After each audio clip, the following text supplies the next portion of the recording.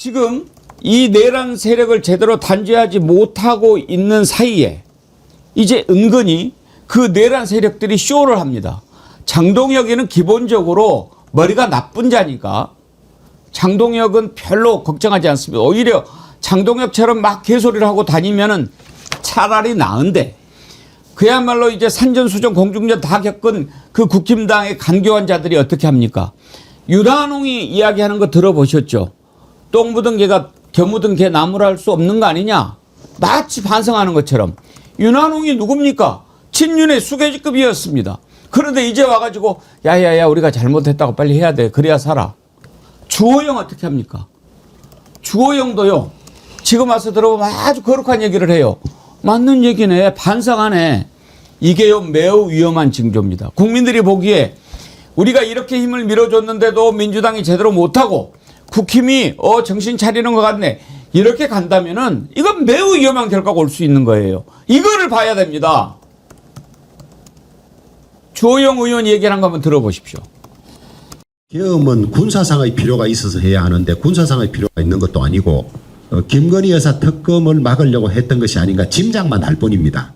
그래서 지금처럼 윤의계인 냄새가 나는 그런 방법은 맞지 않습니다. 그래서 당내는 반발이 많이 일어나고 있는 이런 상황이고 그것이 이번 주 의총이나 이런 데를 통해서 드러날 확률이 있습니다.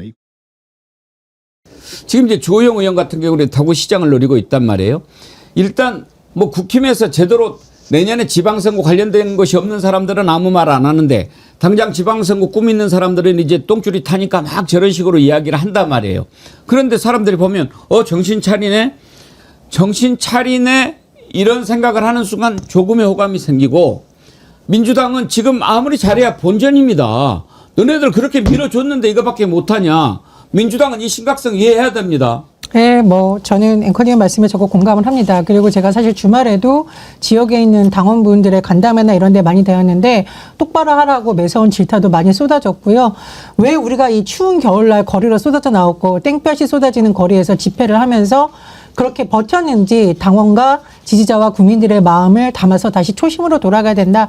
이런 따가운 지적과 또 그리고 우리부터 서로 힘내서 끝까지 가보자라는 서로를 격려하는 응원의 목소리도 현장에서 많이 듣고 있습니다. 그래서 지금 민주당 의원들이 가장 중요한 역할을 해야 될 시기인데요.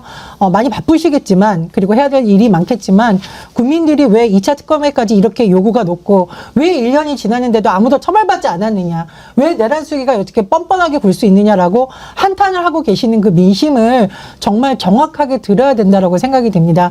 제가 과거에 돌아보니까요. 국민들은 항상 중요한 시기마다 민주당을 몰아주셨습니다. 그러나 그것을 잊고 뭔가 오만하게 딴짓하는 것 같고 국민들의 염원을 외면할 때 국민들은 또 준엄하게 심판을 하시기도 하셨습니다. 그래서 민주당이 다시 초심으로 돌아가서 무엇보다도 당원과 지지자들의 마음을 새겨듣고 더 강력하게 행동하고 더 치열하게 싸워야 될 생각이 듭니다. 네, 민주당이 좀 쓴소리를 하자면 그런 거예요. 국민들이 법안 만드는 걸 할 수가 없잖아요. 직접 분노할 수는 있지만 그럼 그거를 좀 더 치밀하게, 그러니까 조직적 저항을 뚫고 갈 수 있는 그런 방식으로 끌고 가는 거는 정말 오로지 민주당한테 부여한 능력이란 말이에요.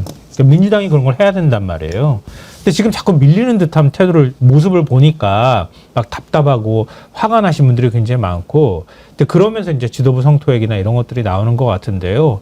그런 측면에서 민주당이 좀 더 정신 바짝 차려서 좀 더 날카로워질 필요가 있다. 예리해져야 된다. 이렇게 생각하고요. 그리고 국민의힘이 아까 주호영 의원 얘기하는 거 들으면서 좀 헛웃음이 전제 났는데 저렇게 얘기하는 이유가 있더라고요. 제가 들어보니까.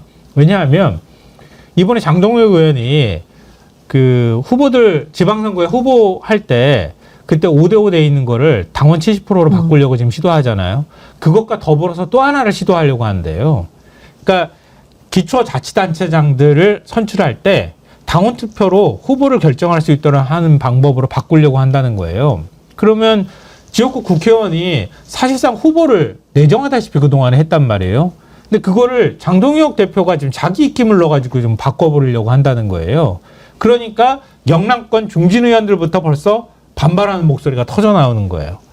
자기 이익을 건드리니까 이제 윤석열하고 절연해야 된다는 얘기를 하는 거예요. 이게 얼마나 웃기는 일입니까?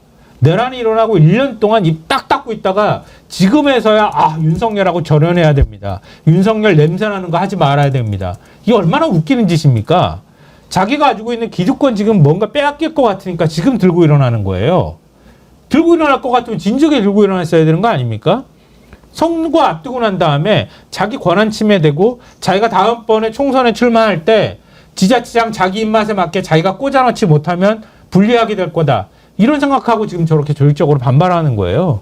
이거는 전반적으로 아까 제가 말씀드렸던 것처럼 기득권 수구들의 행태하고 다를 게 하나도 없다고 저는 생각해요.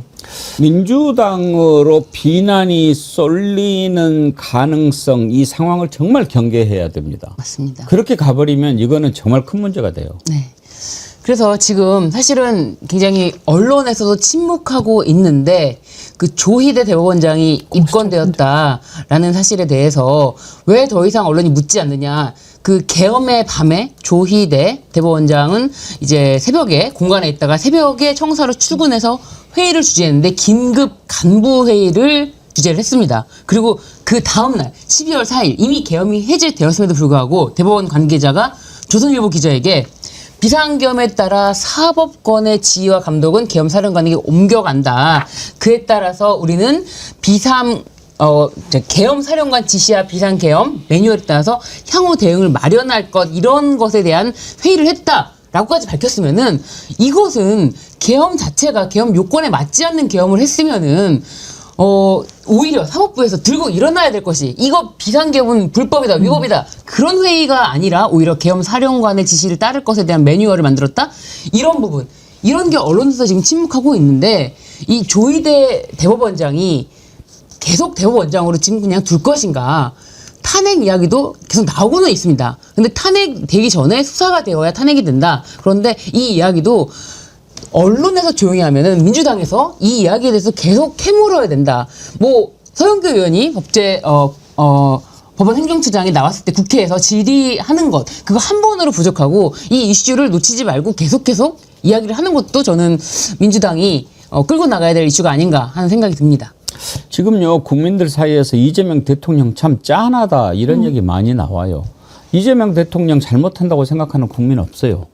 맞습니다. 정말 열심히 하니까. 이재명 대통령 아마 트럼프 협상을 준비하는 과정에서 이빨이 흔들리지 않았을까 생각이 들고요. 제가 알고 있는 대통령실 상당수 참모들이 지금 여러 가지 사안을 처리하고 있는데 거의 밤잠을 못 잤고 지난번에 만났던 한 참모는 이렇게 손에 비닐봉지 들었는데 그 안에 약이 한가득 들어있더라고요. 그런데도 아픈 내색 안 하고 정말 열심히 뛰고 있습니다. 이재명 대통령이 최근에 6대 개혁 얘기하고 지방에 내려가고 내란 세력 청산 얘기하면서 너무너무 열심히 뛰고 있습니다. 정말 저도 민주당의 한 당원으로서 과연 우리가 그만큼 치열하게 하고 있는가 그리고 국민들이 왜 민주당에게 집권 여당에 책임을 주셨는가 왜 이재명이라는 대리인을 세웠는가에 대해서 정말 반성하고 더 치열하게 돼야 될 시간이라는 생각이 듭니다.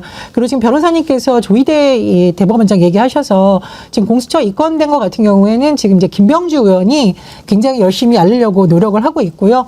또 최근에 1인 시위도 열심히 하고 있습니다. 그래서 민주당의 행태에 대해서 여러분들이 좀 답답하고 안타까우실 수 있는데 저는 뭐 민주당 당원이니까요. 어쨌건 더 열심히 노력을 하겠고 무엇보다 저도 지난 주말에 이제 인천에 갔다 왔어요. 그래서 이재명 정부하에서 지금 이재명 정부가 아니라 이제 윤석열 정부에서 부당하게 탄압되고 구속됐던 김용 전 부원장님도 뵙고 정말 많은 사람들이 응원하고 지지하고 우리가 더 치열해야 된다는 쓴소리 많이 듣고 왔습니다.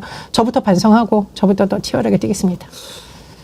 지방선거에서 국민이 어떤 선택을 할 것인지 상당히 관심이 커지고 있습니다만 일단 주호영이 저렇게 이야기하는 것은 어떻게 해서든지 지금 뭐 여론조사에 보면은 대구 경북에서도 분명히 내란이 잘못됐다라고 하는 생각을 하는 분들이 많이 있지 않습니까?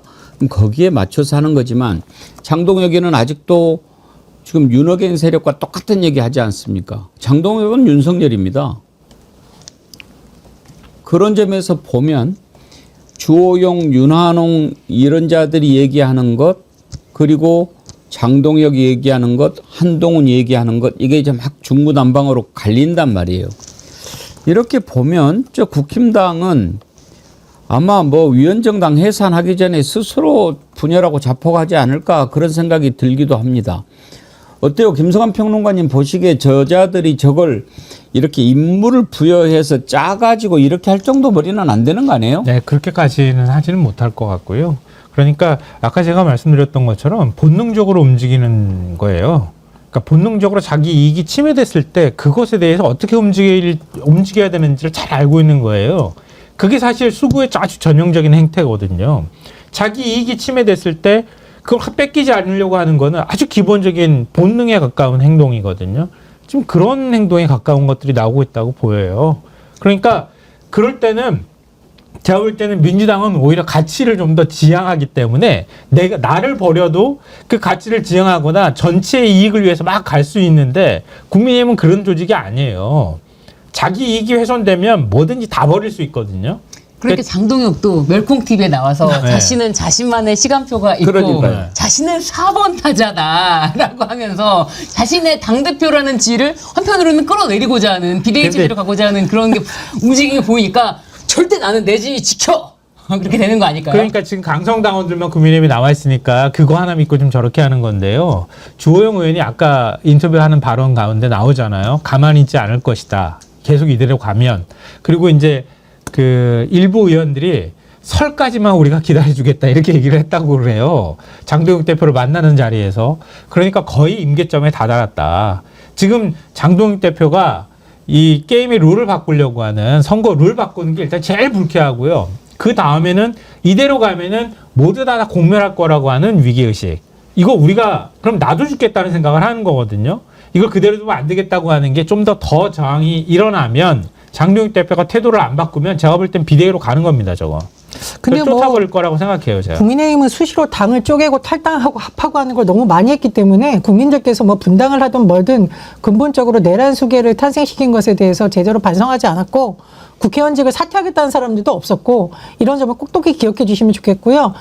계엄 1주년을 받아서 뭐 진보 언론 매체를 보면 누가 당시에 계엄 해제 표결에 불참했는지 국민의힘 의원들을 사진까지 실어서 다 나온 게 있습니다. 그걸 딱 찢어서 벽에다 딱 붙여 놓으셨으면 좋겠다는 생각이 듭니다. 과거에 당대표가 선거운동 지원 나온다고 하니까 후보들이 제발 당대표 안 왔으면 좋겠다고 그래가지고 당대표가 가다 말고 어디 산속에 차를 세워놓고 한숨을 쉬고 쉬었다 이런 말을 제가 들은 적이 있어요. 한번 물어보고 싶습니다. 장동혁 당대표가 선거 진두지휘하고 이 후보 찍어달라고 말하는 옆에 쓰고 싶은 후보가 과연 누가 있을까? 정광훈 쪽에서 밀어주는 후보가 아닌 이상은 그런 사람이 없다는 생각이 들고 저는 1월 설 전으로 분당 가능성이라든가 탈당자들이 많이 나왔을 때 이거 전망을 합니다. 예. 하여튼 제가 방금 말씀드린 거 민주당은 명심해야 됩니다. 국민들의 마음은요, 항상 그렇습니다. 내가 국민으로서 할 일을 했다. 너희들도 우리를 위해서 할 일을 해야 된다. 이렇게 생각하는 겁니다. 국민들은 할 일 다 했어요. 지금 한번 돌아보십시오. 물론 국회가 열심히 했죠. 민주당이 열심히 했죠. 그러나 한번 스스로 물어보십시오. 내란 누가 막았습니까? 국민이 막았습니다. 윤석열 누가 끄집어냈습니까? 국민이 끄집어냈습니다. 이제 그 매듭을 정치권이 잘 풀어줘야 되는데 그 정치권을 누가 지금 쥐고 있습니까? 민주당 아닙니까? 지금의 민주당 누가 만들어줬습니까? 국민이 만들어줬습니다. 그거를 잘 봐야 합니다. 그렇지 않으면 국민이 화를 냅니다. 국민을 분노하게 하면 안 됩니다. 이재명 대통령이 항상 이야기하잖아요. 우리는 국민으로부터 권력을 위임받았다. 자기들이 권력을 갖고 있다고 생각하면 그 순간 죽는 겁니다. 분위기를 좀 바꿔보죠. 이제 용산 참 말도 안 되는 이유로 용산으로 갔지요. 그것도 뭔 소통한다고. 소통의 소자도 모르는 자가 점쟁이들 말 듣고 청와대에 있으면 큰일 날까 봐 간 거죠. 그 3년 세월 얼마나 우리가 참 뒤로 후퇴했고 돈을 많이 썼고 그랬습니까?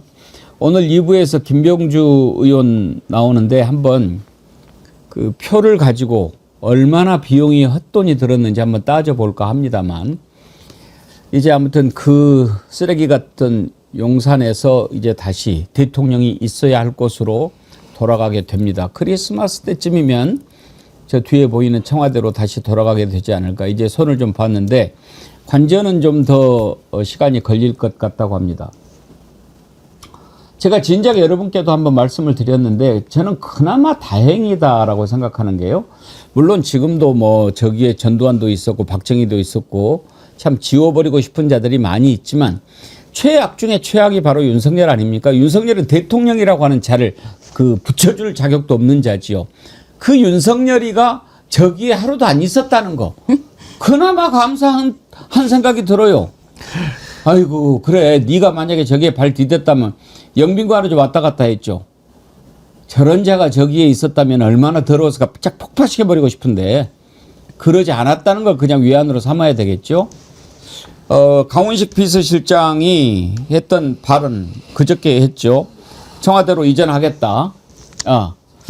이제 용산 시대를 뒤로 하고 청와대로 이전하겠다라고 하면서 대통령이 원래 있었던 곳, 있어야 할 곳 이런 표현을 썼더라고요. 전혜원 원장님.